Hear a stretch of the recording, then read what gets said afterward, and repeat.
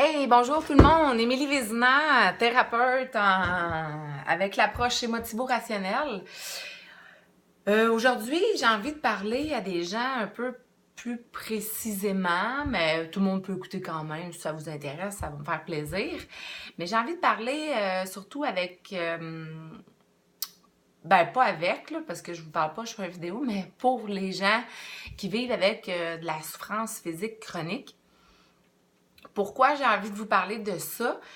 Parce que, premièrement, je trouve que c'est une bonne occasion de se sentir mal, de ne pas être bien, d'avoir de la difficulté à être heureux. Et pourquoi que je veux vous parler de ça? Ben, c'est parce que j'en vis moi-même. Puis, j'ai en fait des difficultés avec ma colonne vertébrale. J'ai une jambe plus courte que l'autre. Ça me donne pas mal de troubles au niveau de mon dos depuis longtemps. J'ai tout le temps eu un peu mal dans le dos, mais tu sais, ça va sans trop être, mettons, sans trop me compliquer la vie, si on peut dire, sans trop me limiter non plus. Je faisais du sport, je faisais plein de choses pareilles. Puis là, depuis les deux dernières semaines, la douleur a vraiment augmenté, les choses ont changé, c'est pas depuis les 2 dernières semaines seulement, là, ça s'est fait graduellement. Je me retrouve avec un hernie discale, puis je suis quand même à risque de paralyser parce que c'est, de plus marcher, parce que c'est une hernie qui ressort et qui peut atteindre ma moelle osseuse. Donc, je suis proche de l'opération, ce qui nous tente vraiment pas parce que c'est ça, c'est une colonne vertébrale, puis j'ai pas envie qu'on a joué là. Il suffit de faire attention. Je ne vais pas m'éterniser sur mon cas, mais je voulais juste vous expliquer un peu ce que je vis. Donc, c'est ça, depuis les dernières semaines, la douleur s'est vraiment intensifiée parce que là, maintenant, ça va jusque dans ma jambe. J'ai de la difficulté à marcher, de la difficulté à dormir parce que ça fait vraiment mal. On dirait que c'est le pire moment quand on dort. Et puis, j'ai de la misère à fonctionner, à faire mes choses au quotidien, à faire ma routine, à me lever le matin puis me faire à manger. C'est le moment le plus pénible parce que je suis dans une douleur assez aiguë. Puis avant de prendre des anti-inflammatoires, j'aime bien manger parce qu'il faut prendre ça un peu avec la nourriture pour pas trop irriter notre estomac. Puis là, c'est comme, j'ai juste hâte que ça fasse effet le médicament. Fait que c'est pas évident de vivre avec ça. On a des conséquences, on a du trouble à tous les jours, on est limité dans ce qu'on peut faire, on est limité à tous les moments possibles. On est en train de dire, ah ben non, je peux pas faire ça. Ah non, ça, c'est mieux pas que je le fasse parce que je peux avoir plus mal. Ah ça, non, je forcerai pas après ça, tu sais. Fait que c'est comme constamment une condition physique qu'on a, que ça peut être pas évident d'être heureux avec tout ça. C'est facile de commencer à vivre l'anxiété, à s'inquiéter de qu'est-ce qu'on va devenir, qu'est-ce qu'on va pouvoir faire dans la vie, à s'inquiéter, aïe, je suis correct, voyons, j'ai pas d'allure, je devrais pas être de même, faut que j'avance, faut que ça fonctionne, ça finit pas, on peut avoir comme 10 millions d'idées qui peuvent nous faire souffrir. Puis, pour commencer, avant d'aller plus loin dans plein d'autres explications, de vivre la souffrance physique, c'est une occasion de se sentir mal. C'est une occasion de pas être bien psychologiquement en plus. Puis avoir la difficulté à être heureux, la difficulté à être bien, la difficulté, tu sais, à comment prendre la vie un peu à la légère. Puis là, quand on n'arrive pas à accepter notre condition, puis à être bien, puis tout ça, puis à se voir positivement là-dedans, là, on peut s'en vouloir. On peut s'en vouloir de pas arriver à être heureux, à être bien, à être calme, à accepter. Fait que là, on a comme 3 problèmes.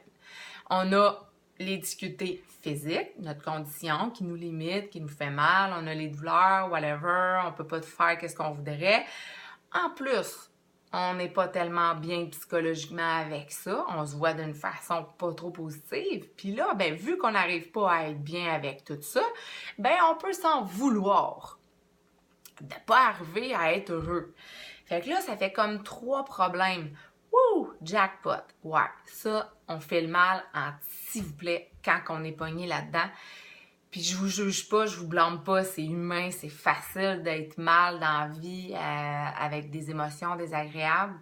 Parce qu'on est fait comme ça, les humains, on peut autant se sentir mal qu'on peut autant se sentir bien.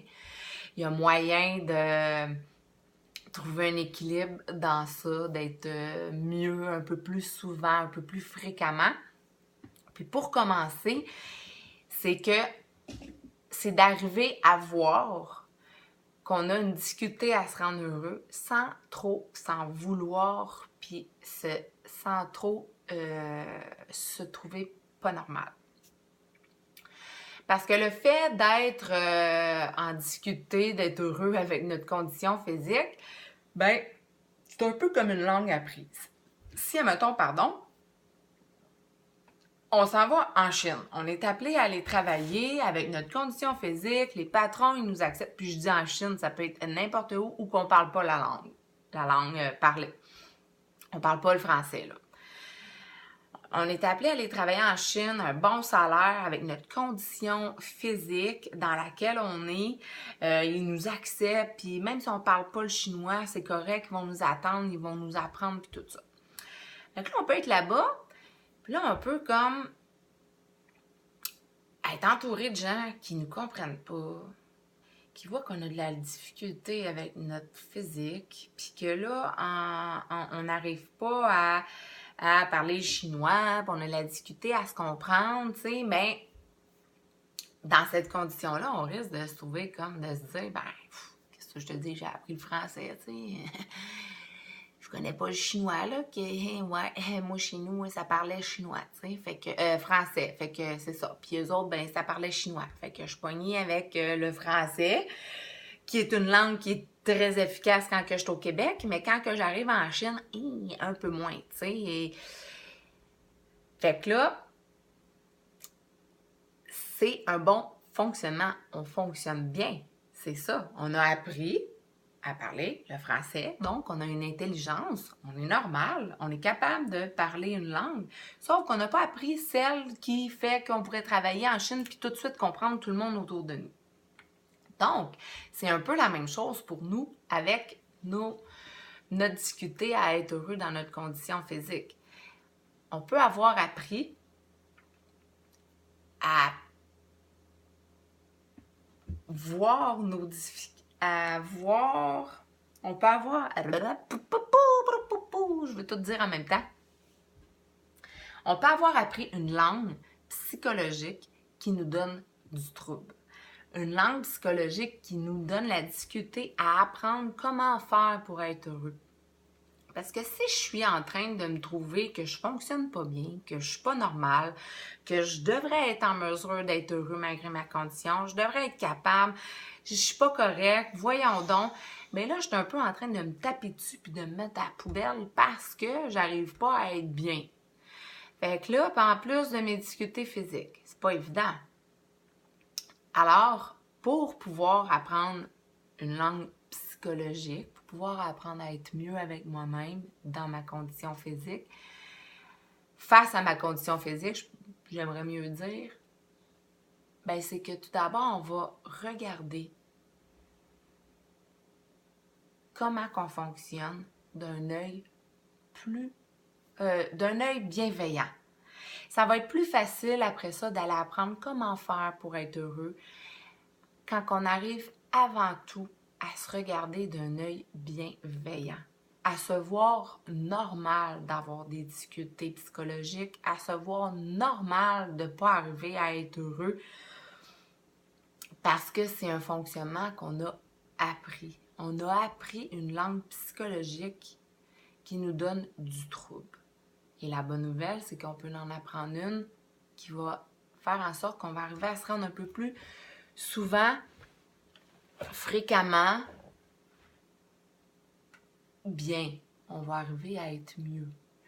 Mais avant, c'est de se regarder et d'accepter qu'on n'est pas en mesure de le faire là, peut-être pour le moment, puis de voir que c'est normal. avec ce qu'on a vécu, avec notre passé, notre éducation, l'entourage qu'on a eu. Et ces gens-là, ils ont fait du mieux qu'ils pouvaient avec ce qu'ils avaient. S'il y avait eu une autre langue, ils nous auraient parlé une autre langue. Mais là, ils nous ont enseigné des comportements, des façons de voir les choses comme qu'ils avaient appris eux. Fait qu'avec tout qu'est-ce qu'on a vécu, ben, on a appris cette langue-là psychologique qui nous donne peut-être du trouble. Et vu qu'on est capable d'apprendre le français, ou qu'on a appris l'anglais ou le chinois, ben c'est signe qu'on a une intelligence. C'est signe qu'on est capable d'apprendre une langue. Une langue parlée. Si on s'en va en Chine, on risque de finir par être capable de parler le chinois. Parce qu'on est intelligent, on est normal, on est bien fait. Et pourquoi je dis qu'on est bien fait, c'est que quand on a appris quelque chose, exemple, vous avez appris à parler le français, vous allez être, peu importe dans votre vie ou à un moment critique que vous êtes sur le bord de vous évanouir ou de tomber d'un précipice, puis là, vous allez vouloir crier à l'aide, bien, ça risque que ça soit le français qui fasse « à l'aide » plutôt qu'en chinois ou en anglais, les autres langues secondes que vous avez appris. Parce que nos apprentissages restent. Vous avez appris le français en premier, vous l'avez pratiqué depuis, moi pour ma part, ça fait un peu moins de 36 ans que je la pratique, parce que de 0 à 1 an, je la pratiquais pas parfaitement, là, mais j'étais en train de l'apprendre. Et c'est la même chose pour une langue psychologique. Si on a appris à trouver qu'on fonctionne mal, puis à se voir pas normalement de fonctionner comme qu'on fonctionne, ben c'est un apprentissage. Puis ça se peut que ça revienne, ça se répète, c'est là, et là, ça va demander de la pratique, de la pratique, de la pratique pour arriver à apprendre une autre langue psychologique qui va faire qu'on va se sentir mieux psychologiquement, peu importe les événements, même avec la souffrance physique. Je vous dis pas que ça va être parfait, je vous dis pas que ça va être toujours comme ça, mais on va peut-être trouver un peu plus de bonheur, on va l'augmenter. Puis déjà là, ben ça sera ça de gagner. Puis ben ça sera des changements. Puis quand on apporte des changements, ben ça continue tout le temps d'avancer. À chaque fois qu'on en voit un petit peu, ben on peut s'encourager à continuer, puis à foncer, puis à encore plus changer les choses. Rien ne sera parfait, mais on pourra connaître un bien-être un peu plus fréquemment.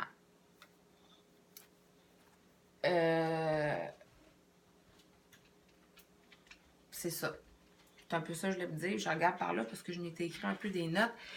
Puis, je sais pas si vous avez des questions, si vous comprenez, si vous êtes perdu, si...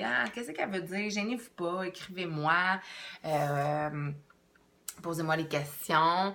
Partagez si vous aimez ce que vous voyez. Partagez pas si vous aimez pas, ça se peut. Mais partagez, c'est gratuit. Puis j'espère que avec ces petits messages-là que je vous transmets, bien, ça vous donne un peu l'occasion de faire « Ah, ouais, ok, ouais, c'est vrai, hein, j'étais un peu dure avec moi, puis je m'en demande pas mal, tu sais, dans le fond, puis arriver au moins à faire comme « Ah, ouais, tu sais, là, sentir un peu un petit moment de répit. » J'espère que ça vous offre un peu ça. Sinon, ben, on continue de faire des vidéos, puis peut-être qu'à un moment donné, vous allez en attraper un que vous allez faire comme « Ah, ouais, ok, là, ça débloque, je comprends. Ouais, ça m'interpelle. » Bref, sur ce, je vous laisse. Je vous souhaite une belle journée et j'espère vous revoir bientôt. Bye bye!